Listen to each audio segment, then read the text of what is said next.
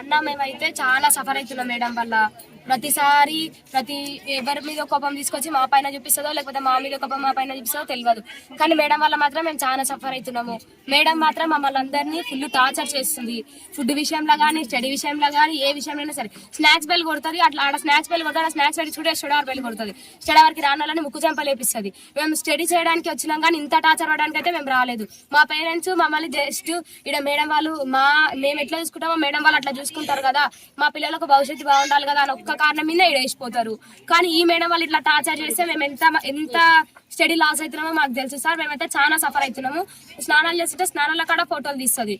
మేము ఒక 1 minute late అయ్యి వస్తే నేమ్స్ రాసి ఎవరికి పెడుతుందో ఫొటోస్ తెలియదు, కానీ ఎవరెవరికో ఫొటోస్ పెడుతుంది. వీళ్ళు ఇట్లా చేసిరు, వాళ్ళు అట్లా చేసిరు అని.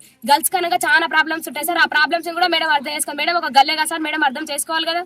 ఆ ప్రాబ్లమ్స్ మాత్రం మేడం అర్థం చేసుకోదు. ప్రతిసారి మమ్మల్ని సఫర్ చేస్తుంది. ఒక అమ్మాయి చదవకపోతే అమ్మాయిని గొంతు పట్టి పైకి లేపిందంట. అట్లా చేస్తే మనకు కరెక్ట్ అయినా సార్? మేడం కూడా ఒక స్టూడెంట్ స్టేజ్ ఉంటే కదా టీచర్ స్టేజ్కి వచ్చింది. మా బాధలు కూడా మేడం అర్థం చేసుకోవాలి కదా.